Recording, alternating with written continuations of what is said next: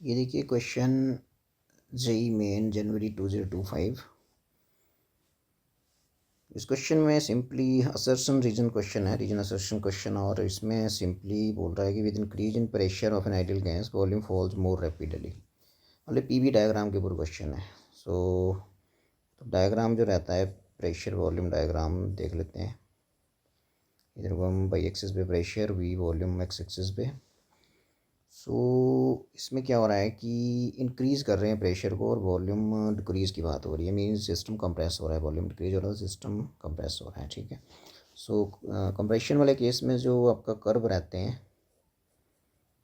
जो आपका adiabatic curve जैसे ऐसे होता है, ये कुछ ऐसे होता है एडियाबैटिक, और आइसोथर्मल कुछ ऐसे होता है। ठीक है, कुछ ऐसे रहता है आइसोथर्मल। यदि मैं सेम प्रेशर लेता हूँ, जैसे मान लो इस प्रेशर के लिए मैं चेक करता हूँ कि कहाँ तक जाएगा, ये यहाँ गया, तो यहाँ से ये गया। ठीक है जी, वॉल्यूम इतना है मतलब। और दूसरा यदि मैं ये प्रेशर लेता हूँ तो यहाँ टच करा है, इसका मतलब यहीं आ गया इसी पे। और इन्हीं कर्व्स को जब मैं आगे टच करता हूँ तो एडियाबैटिक वाला यहाँ तक और ये वाला यहाँ तक। बोलने का मतलब ये यहाँ से ये नीचे को आएगा तो ये आ गया। और इसमें यदि मैं थोड़ा सा इसको ग्राफिकली चेक करता हूँ, वैसे भी जो एडियाबैटिक कर्व होते हैं वो स्टीपर होते हैं, उनका जो स्लोप रहता है वो ज़्यादा रहता है आइसोथर्मल से। ऊपर वाला कर्व एडियाबैटिक है और नीचे वाला जो कर्व था ये वाला, ये आइसोथर्मल कर्व था। ठीक है, और ये कंप्रेस कर रहा है सिस्टम तो वॉल्यूम डिक्रीज़ हो रहा है। ठीक है जी। सेम प्रेशर के लिए जैसे मैंने ये लाइन खींची तो इसको इसने तो यहाँ टच किया, इसको आइसोथर्मल को, तो मतलब चेंज इन वॉल्यूम ये रहा आइसोथर्मल का। और एडियाबैटिक का यदि मैं देखता हूँ तो ये लाइन इसको यहाँ टच करी और ये वाली इसको यहाँ टच करी, तो ये मतलब कम आएगा। देखो ये चेंज इन वॉल्यूम कम आएगा एडियाबैटिक में। तो रैपिडली जो वॉल्यूम का चेंज हो रहा है, volume is getting change rapidly, वो आइसोथर्मल में हो रहा है। ठीक है, so I think statement was okay.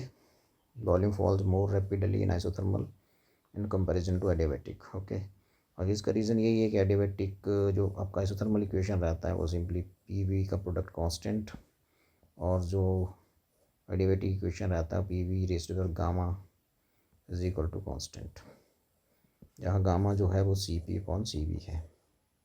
C P specific heat of gas at constant pressure, और ये कांस्टेंट वॉल्यूम पे। तो ये था, आई थिंक रीज़न भी ओके है।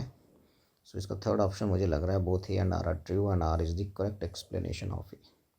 वैसे भी याद रखिए कि जो एडियाबैटिक कर्व्स होते हैं they are more steeper than isothermal curves.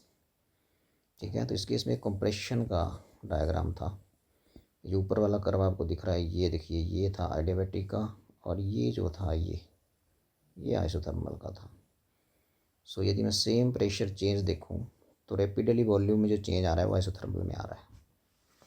इसको ग्राफिकली आप समझ सकते हैं। और वैसे भी सिंपल सा याद रखिए कि एडियाबैटिक जो कर्व होता है वो मोर स्टीपर होता है, मीन उसमें स्लोप जो रहता है वो ज़्यादा रहता है। D P point D B जो होता है वो ग्रेटर होता है एडियाबैटिक के केस में।